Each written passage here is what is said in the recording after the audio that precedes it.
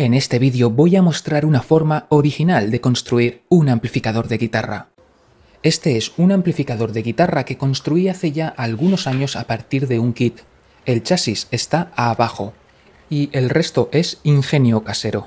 La estructura externa es simplemente un mueble de IKEA, tal cual. El mueble tiene exactamente la anchura necesaria para que el chasis entre a presión. Una suerte. Por supuesto, también está atornillado debidamente. Se trata de un amplificador de 0 a 5 vatios.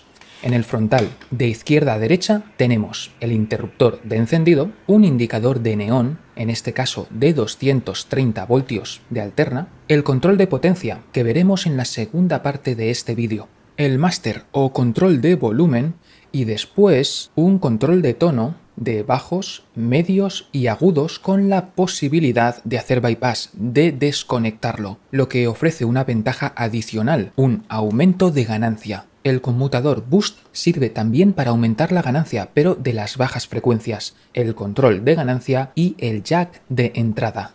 El frontal es una tabla de madera cortada a medida. El altavoz que decidí utilizar es este, que cumple perfectamente con mis expectativas. Está sujeto al frontal a través de estos tornillos asegurados con una tuerca de agarre. Debajo de cada tuerca hay una arandela y los cables están soldados. El frontal de madera está sujeto al armazón exterior de madera maciza a través de escuadras metálicas, tornillos, arandelas de bloqueo y tuercas. 4 escuadras en total. Y este gancho blanco, que es en realidad un portatazas, es un complemento ideal. Creo que las imágenes hablan por sí mismas.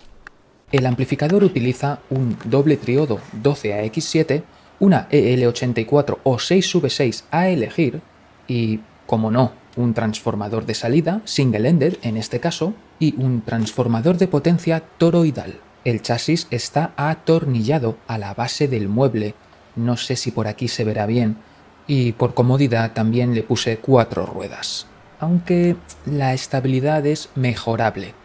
Hay varias diferencias muy notables entre este esquemático y el del amplificador push-pull que mostré hace poco. Por un lado, no hay realimentación, en concreto no hay lazo de realimentación. Es decir, no se toma parte de la salida y se lleva a la entrada. O a alguna otra etapa del amplificador, como por ejemplo aquí. En cualquier caso, esta no es una diferencia determinante entre un amplificador de alta fidelidad y un amplificador de guitarra, ya que ambos pueden tener realimentación global o no tenerla. Sin embargo, este control de tono y sus diversas variaciones sí es típico en amplificadores de guitarra, no así en los de alta fidelidad. Además, hay 2 controles de volumen, uno aquí y otro aquí. Uno entre las 2 primeras etapas de amplificación, formadas por triodos 12AX7, y otro aquí justo antes de la etapa de potencia. Esto también es típico en amplificadores de guitarra y nada habitual en los de alta fidelidad. Conceptualmente, el primer potenciómetro controla la ganancia y el segundo, el volumen. Y este esquema doble ayuda a lograr distorsión por sobrecarga del previo, algo que no tiene ningún sentido en un equipo de alta fidelidad. En los cátodos de las 12AX7 hay un conmutador doble que permite modificar el valor efectivo de los condensadores de cátodo. En otras palabras, permite usar estos condensadores de 1 microfaradio o bien los de 47 microfaradios. El valor más alto potencia la ganancia a bajas frecuencias. El sistema es muy simple. Cuando el conmutador está en esta posición, entonces tenemos un camino a tierra y estas resistencias es como si no estuvieran, haciendo que predomine el efecto de los condensadores de 1 microfaradio, ya que los de 47 microfaradios tienen en serie una resistencia de 47 kiloohmios. Al cambiar de posición, la polarización de las 12AX7 no varía, porque está determinada por las resistencias R3 y R9 en conjunción con las resistencias de ánodo. Pero estas dos ramas, las que contienen los condensadores, como precisamente tienen estos condensadores, no tienen ningún efecto en corriente continua y por tanto no afectan al punto de operación, excepto tal vez por una pequeña corriente de fuga, pero que en este caso no voy a considerar. Al igual que mostré en el mini amplificador single-ended, aquí podemos elegir entre usar una EL84 o una 6V6. Finalmente, en la fuente de alimentación tenemos un mecanismo para ajustar el voltaje de ánodo y pantalla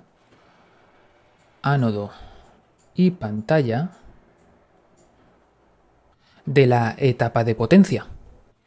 Pero, aunque permite variar el voltaje, en mi opinión, no podemos considerarla una fuente regulada. Una fuente regulada ofrece un voltaje estable, con independencia de variaciones de carga y de tensiones de entrada. Y aquí no hay tal cosa. Una fuente regulada necesita una referencia estable de voltaje y algún tipo de realimentación. Y aquí no existe nada de eso. Sin embargo, es un sistema sencillo que permite reducir el rango dinámico de la etapa de potencia y lograr distorsión tocando a un volumen más bajo. Vamos a ver cómo funciona.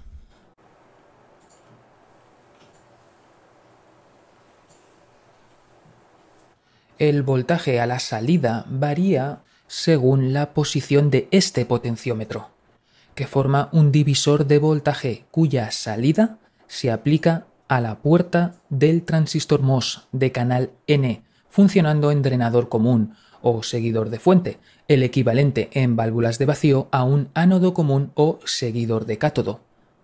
Al contrario de lo que sucedería con una válvula de vacío, la tensión en la fuente del transistor siempre será un poco menor que la tensión de la puerta. Así que, variando la posición del potenciómetro, conseguimos una salida variable. R24 es equivalente a una resistencia stopper. R23 y el diodo D2 forman un sencillo mecanismo de protección frente a consumos excesivos de corriente. ¿Cómo? Pues bien, cuando la corriente que atraviesa R23 provoca en ella una caída de tensión que supera los 12,1 voltios aproximadamente, menos la tensión puerta-fuente, entonces el diodo comienza a conducir robando corriente al divisor de tensión y reduciendo el voltaje. Este es un mecanismo de protección muy rudimentario, pero no está de más, sobre todo debido a su sencillez. Y el diodo D1 también está ahí por seguridad y no es necesario en principio para la función de regulación. Por otro lado, R22 y R26 son resistencias bleeders, de las que ya he hablado en este canal unas cuantas veces. Sirven para descargar los condensadores de la fuente de alimentación cuando apagamos el amplificador. C16 y C17 son los condensadores de reserva de la fuente, los primeros condensadores, y en su lugar podemos usar un único condensador de 47 microfaradios si queremos. R21 y C14 forman un filtro RC, igual que R20 y C13 por un lado y R19 y C12 por otro. Estas dos últimas etapas alimentan el previo. El cuarto filtro RC de la fuente es tal vez menos evidente. Lo forman C15 y el transistor junto a R23. Aquí, al igual que en cualquier regulador lineal, el transistor actúa como una resistencia variable.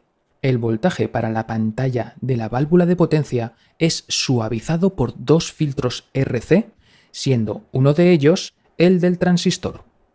Es interesante que, al contrario que sucede en otros amplificadores, el voltaje de las etapas de previo es filtrado por dos etapas independientes, que no van detrás de las etapas RC que alimentan la etapa de potencia. Como siempre, ten cuidado cuando trabajes con alta tensión. Y recuerda que este canal necesita tu ayuda.